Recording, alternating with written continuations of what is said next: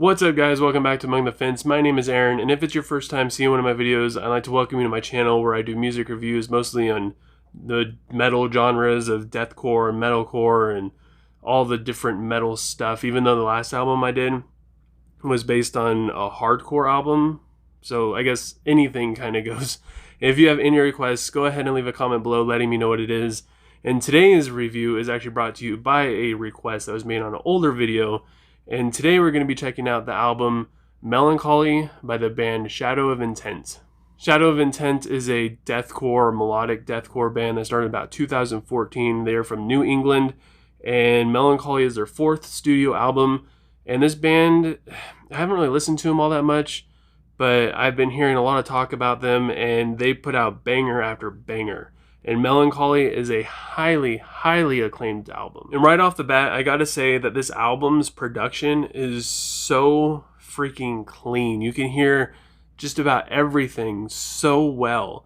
And they use different types of orchestra stuff, different types of choruses and strings, and it just gives the whole album a very theatrical feel to it, which, I mean, I guess it is. It's a concept album, and the story in it is told extremely well. Like, when I think of this album, it reminds me of the first time I heard Rivers of Nils, Where Owls Know My Name, which that story is absolutely amazing too. If you've never heard that album, definitely go check that one out too. The concept of Melancholy, at least how I take it, is about a demonic goddess who starts basically controlling everybody and making everybody commit suicide. So it's like a mass suicide across the world. And there's a protagonist, and we get to see and hear and experience all this stuff through his eyes and his senses, and we're kind of in his head a little bit. We're kind of, it's really interesting. There's tons of beautiful imagery in this songwriting and in the lyrics, and even just in the music and the motion that the music portrays. It's just, this album is beautifully written and amazingly well done. And the vocalist, I'm probably going to say his last name wrong, but Ben Dur, is also highly acclaimed. I see a lot of talk about how amazing he is. He's a lot of people's favorite vocalists, and listening to this album, he's just insane. His vocals are so deep and so well controlled. He's just so much control over like when he's holding out his growls, they don't fade out. They just stay strong all the way through, which is so impressive. And Melancholy doesn't really limp into anything. It just gets straight to business. The first three songs on this album are very aggressive, and the first song on the album is the title track, Melancholy, and it starts out with this kind of creepy, ominous piano playing, and to say that that sets the theme for the whole album is an understatement, because the whole album feels very ominous and creepy, and given its concept, I mean, it should be. And not only are the vocals brutally deep and heavy and aggressive, but they're also very quick in their delivery, especially on the verses of Melancholy. Like, when I was listening to it, I was like, wow, this is pretty fast. But then when I had the lyrics in front of me and I had to read with the lyric, like I had to read along with it, I was like, holy crap, I could barely even keep up. And they're so heavily distorted, sometimes it's hard to understand words, so they just fly right past you. Like, it's so impressive how good Ben, like, he's just an amazing vocalist. I also noticed the guitar solo a lot in Melancholy, and there's a lot of guitar solos throughout this album, but usually when I hear a guitar solo in a deathcore album or a metalcore album or anything like that, like, it doesn't really do anything for me, just because they feel so out of place. They don't really fit the theme of the song. Like, the song will be super dark, and then the guitar solo sounds all bright and it's all super fast. It's like, that doesn't make any sense. Like, it just doesn't fit. But the guitar solo in every single song on Melancholy, especially the title track song, I was just amazed at how well it fit. The use of octaves and the different effects on the guitar, it keeps the haunting melancholy feel of the album and the song. And the second song on the album, Grave Singer, has an amazing sexy guitar solo as well. It's got rapid fire drums all over the place. The drum work throughout this entire album is absolutely fantastic as well. But it keeps that same kind of loomy feel, like something's coming. That it started to come in Melancholy, and now Grave Singer, it still is like on its way. Like, the buildup is still there. When it comes to concept albums, I'm a sucker for storytelling, and the use of different vocals in Gunsinger, and of course throughout this whole album, of course, they just use different vocal deliveries, heavy, deep, very high-pitched vocals. They use clean singing, which is a little bit of grit on it. Just all the different vocal styles that they use. They even use like a vocal that sounds like it's coming in over like a radio or something like that.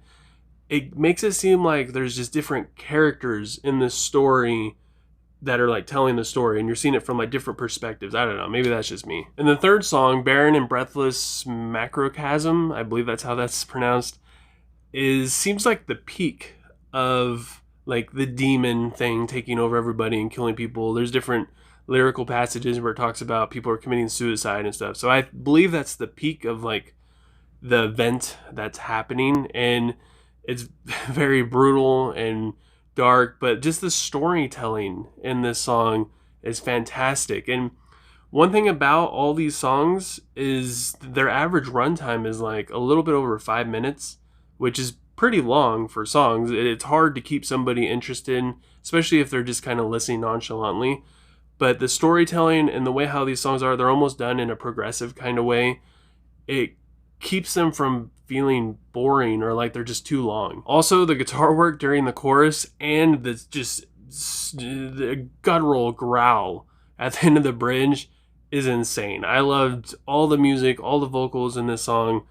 Absolutely phenomenal, A+. And after Barren and Breathless Macrocosm, the album kind of starts to slow down a little bit. I mean, like slow down. Like it still carries its deathcore elements to it, but it isn't as fast, isn't as heavy. It still has that dark, gritty feel to it, but the story starts to take a change after that concept climaxing peak. And then we get into slower songs. For instance, one of my favorite ones is Oudenophobia, I believe is how you say it. And the intro has, dare I say, like a melancholy kind of feel to it, as the protagonist seems to be waking up in like a dream-like state, and he just is taking in everything around. Everybody's died. He's left in this void of darkness, and he's just taking in his surroundings of all these different things happening and creatures and different stuff like that. He says it's like almost like a hell, but worse. And the term Oudenophobia actually means fear of nothingness.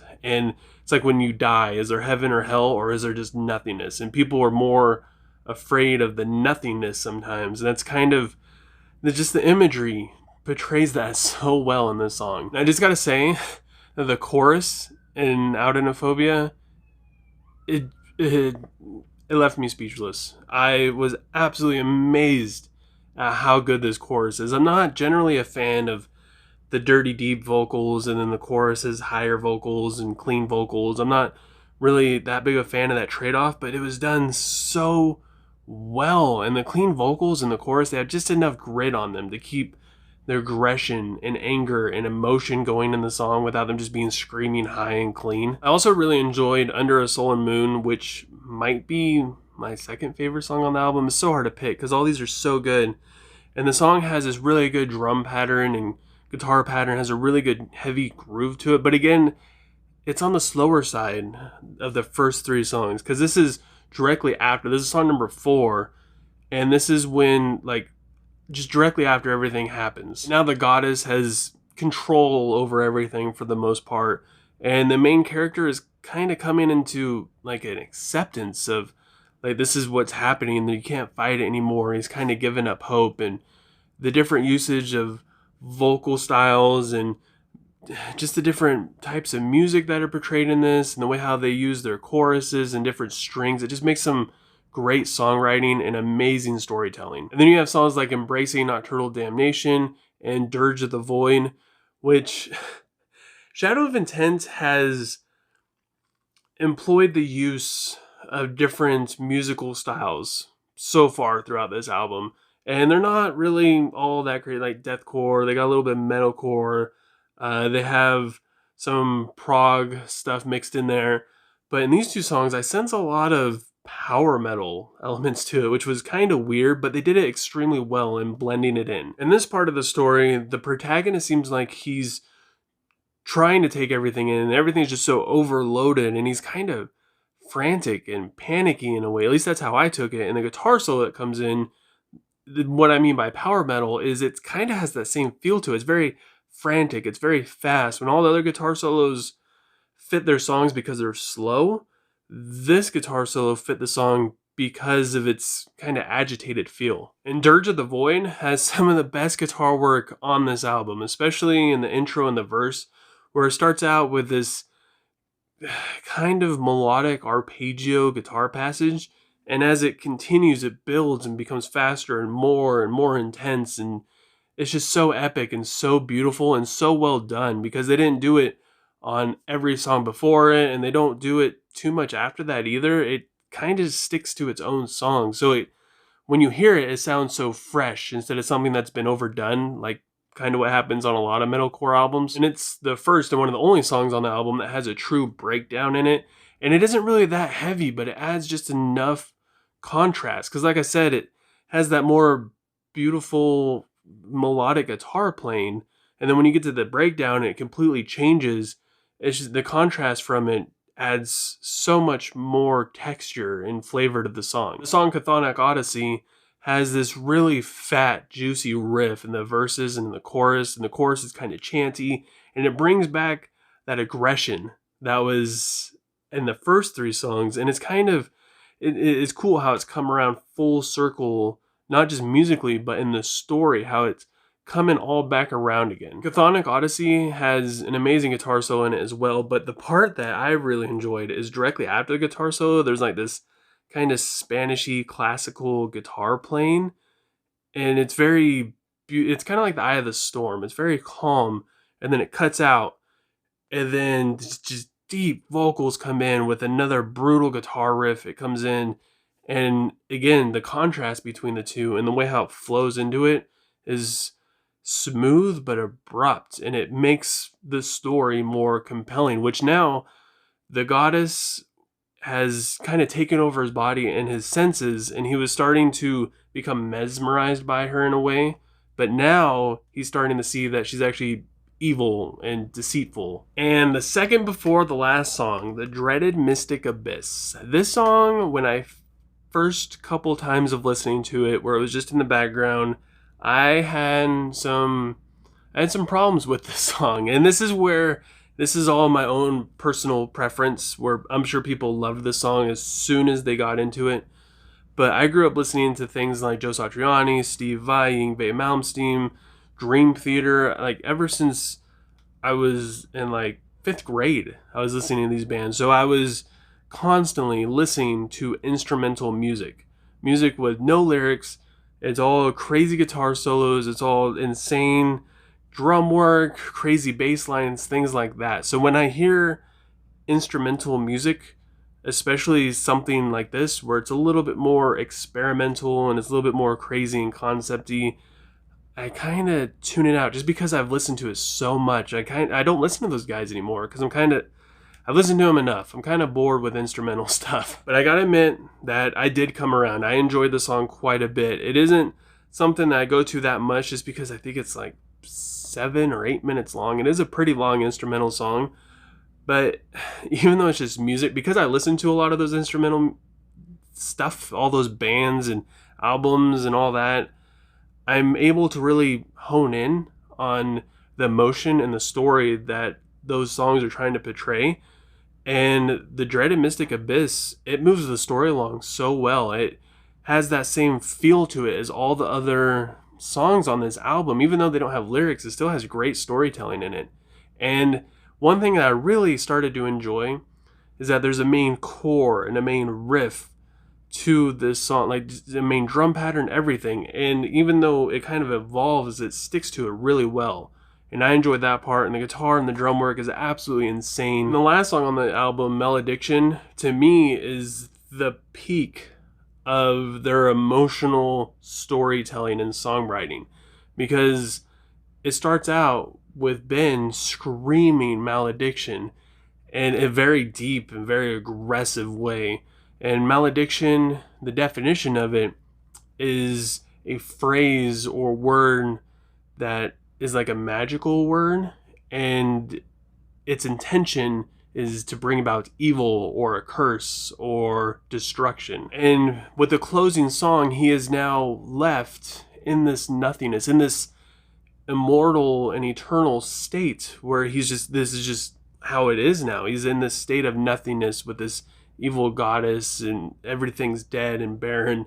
And he's kind of, the malediction is directed at that state of nothingness. He hates it so much.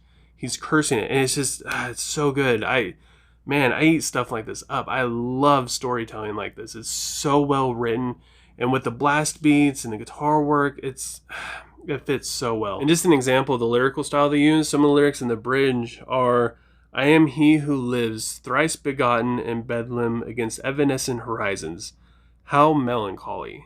And it's just a perfect ending song to this story. It's a very kind of sad and dark story, but it's a perfect ending song for it. And I know I just gave this album tons and tons of praise, but there were some things that, from my perspective, I wish were just a little bit different. As a guitar player, I gotta say that there wasn't a lot of just that many memorable guitar riffs in any of these songs. Like, there's some good ones, like I said, some songs that have really fat, juicy, heavy guitar riffs.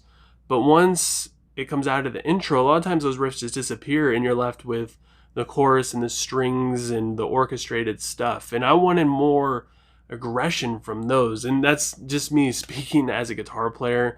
Honestly, there's not really anything wrong with this album. So with all that said, I gotta give Melancholy by Shadow of Intent a 10 out of 10. This is the second time I've given an album a perfect score. The first time was on August Burns Red's Guardians, which, I mean, I'm a huge fan. I'm heavily biased. I gotta admit that review was heavily biased. I even spoke of it, how it was heavily biased in that review. And I also gotta admit that it's not a perfect album. There's tons of things wrong with it. A lot of their other stuff is better. I mean, it kind of is what it is because the review is done with now. If I would have done it differently, I probably would have just given it maybe a 7.5 out of 10. But Melancholy, I purposely try to find something wrong with an album a lot of times so I can not give it a perfect score. Just because you're saying an album's perfect at that point. And even when I was like, I wish I could hear some more guitar stuff from it, that was mostly just me as a guitar player. I like guitar work. I like hearing it. I like heavy riffs and stuff. But honestly, that's not even anything that's wrong. I mean, they're there just in the production and in the mix. They're just not that high. And I compared this album to Rivers and Nile because it's the same kind of concept thing of a fantasy kind of world. And while I love the Rivers and Nile story where Owls Know My Name, I like that story a little bit more. The musicianship and just honestly everything to do with Shadow of Intent is a little bit, actually it's better. I enjoyed the music more in Melancholy than I did Where Owls Know My Name, which is to say something because I really, really love Where Owls Know My Name, especially the music in it. So it's a perfect album. I can't complain about it. But I want to know what you guys think. If you've listened to Melancholy before, which I'm sure some of you have, it's been out since 2019, go ahead and leave a comment letting me know what you think. If you haven't listened to it yet, go ahead and give a listen, at least a couple of the songs that I mentioned, or at least listen to Oudenophobia or Melancholy, and let me know what you would rate this album. And if you enjoyed this review, go ahead and give it a thumbs up, and if you didn't, go ahead and give it a thumbs down. Maybe you think Melancholy is absolute trash and Shadow of Intent sucks. Leave me a comment, let me know what you think. I'm giving you my opinion, I'd like to hear yours. And again, if you have anything you want me to review, go ahead and leave a comment below letting me know what it is, and I can make it happen for you. And if you do that, don't forget to subscribe and click the little bell icon. That way you don't miss out, and it helps my channel out tremendously, and I appreciate it more than you guys could ever imagine. I hope you guys all have a good rest of your day, and you're staying safe out there, and I will talk to you guys next time. I was trying to make it relying